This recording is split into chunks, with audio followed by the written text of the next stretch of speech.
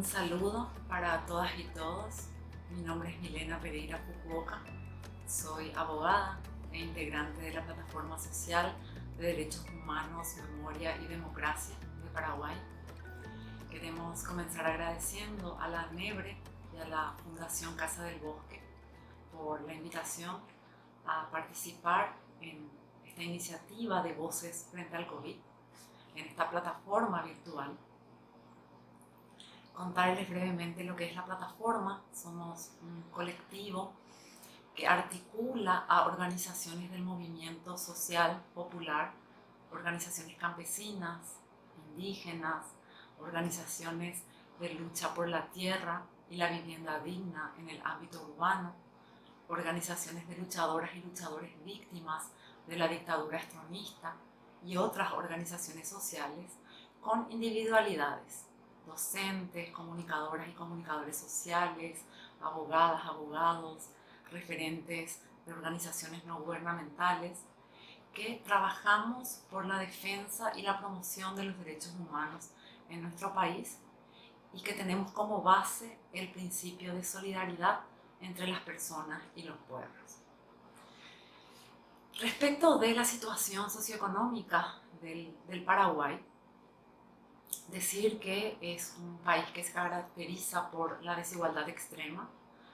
empezando por la estructura de tenencia de la tierra. Tiene una de las estructuras de tenencia de la tierra más desiguales del mundo.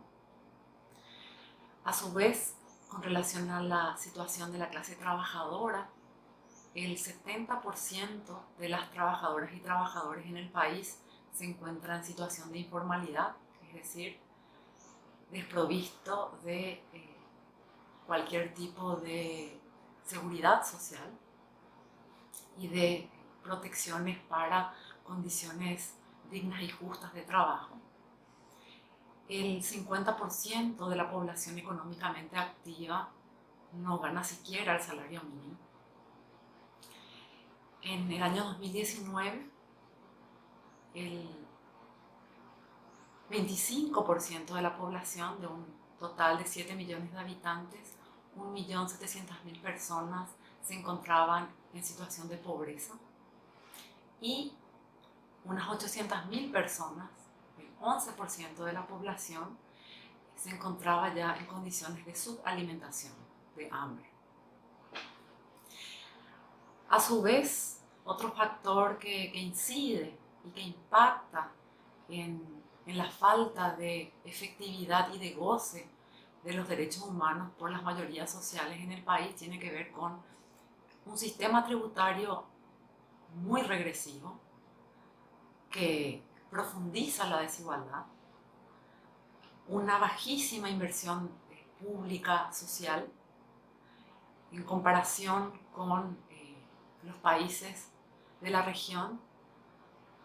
Paraguay tiene una inversión en salud, en educación y en vivienda muchísimo menor. Y un tercer factor que impacta fuertemente tiene que ver con la corrupción estructural. Ya dentro de un esquema construido y consolidado desde la dictadura estronista, Paraguay tuvo una dictadura de 35 años, una dictadura cívico-militar hasta el año 89, y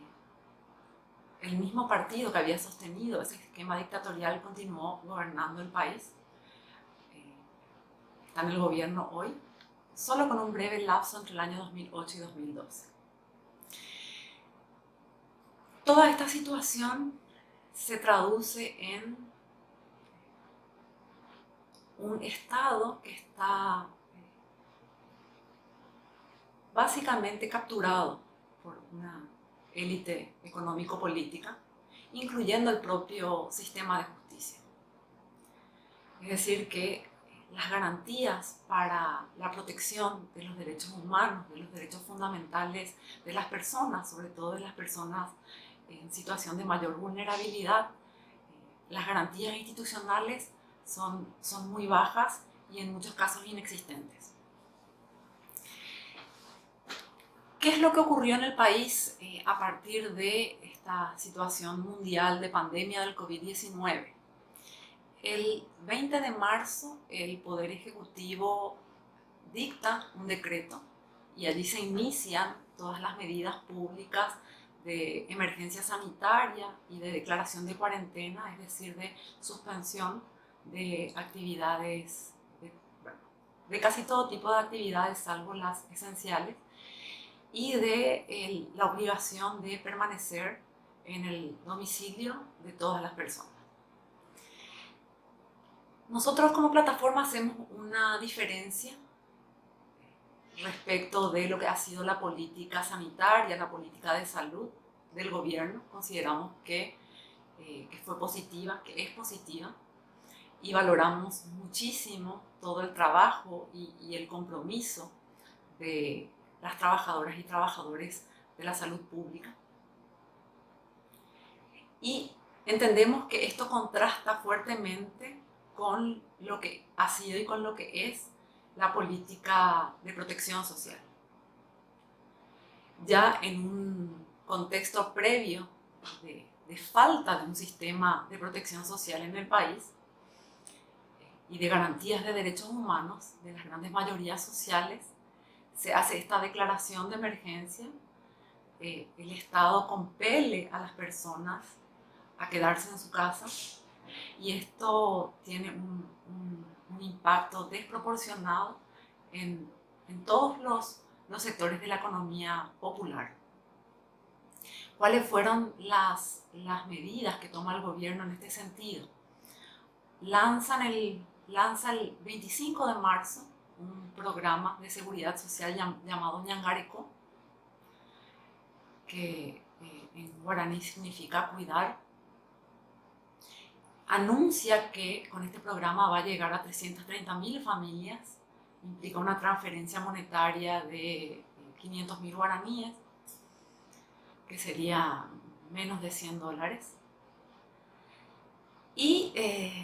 a la vez un programa confuso de kit de alimentos que lo van cambiando. Hasta ahora no hay claridad de cómo se está implementando ese programa. Y luego lanza más adelante el gobierno un programa que se llama Putubo para apoyar a trabajadoras y trabajadores que han perdido el empleo o se encuentran en situación de informalidad. Nosotros como plataforma hemos tenido como algunas líneas de trabajo en este tiempo. Una de ellas tiene que ver con apoyar a comunidades que están sufriendo hambre y que se encuentran en otros casos en riesgo de padecerlo. Apoyar que se visibilice, en primer lugar, que todas las personas tenemos el derecho fundamental a estar protegidas contra el hambre, y en ese sentido hemos apoyado la presentación de 2 amparos colectivos ante la justicia, exigiendo a la Secretaría de Emergencia Nacional, que es la secretaría encargada de implementar el programa Ñangareco, que actúe del modo que corresponde, porque habiendo transcurrido más de 3 y 4 semanas desde la obligación de permanencia de las personas en sus hogares, no se habían hecho las transferencias alimentarias mínimas a estas familias. Hablamos de unas 1.800 familias en el primer amparo colectivo y unas 274 familias en el segundo amparo colectivo. Estamos en ese sentido discutiendo en el ámbito de la justicia, en el ámbito institucional, la obligación que tiene la Secretaría de Emergencia Nacional y el gobierno de actuar conforme a un enfoque de derechos humanos en lo que hace a la política social. Las personas tienen derecho, son titulares de derechos, entre ellos el derecho a la alimentación, y en ese sentido esas prestaciones alimentarias de emergencia no son una ayuda, no son una caridad que hace el Estado respecto de las mismas y que se pueden implementar cómo, cuándo y si el gobierno lo considera pertinente, sino que esto tiene que ser efectuado en tiempo y a través de mecanismos oportunos y adecuados en consonancia con el respeto y la dignidad que tenemos todas las personas. La otra línea de trabajo que estamos promoviendo como plataforma tiene que ver con la visibilización, el reconocimiento y el apoyo a las ollas populares que se han extendido en todo el país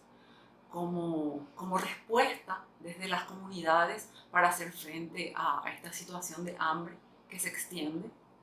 Nos parece que las ollas populares son realmente el programa más efectivo, organizado y solidario que se ha implementado en el país durante esta emergencia sanitaria, y entendemos que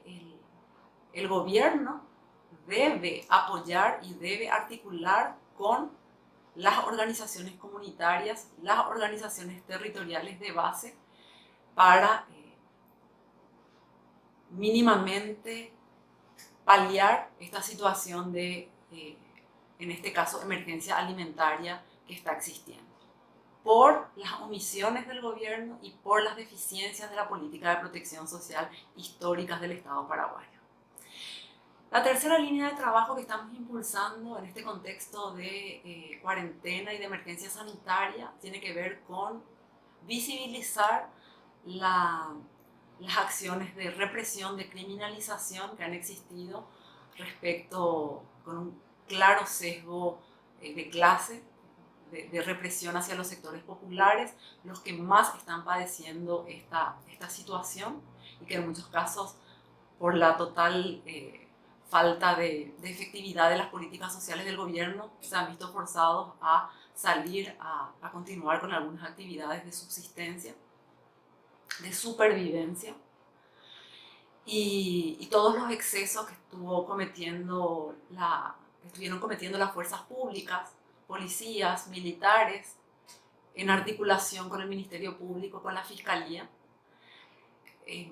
excesos, abusos, tratos crueles, inhumanos, degradantes,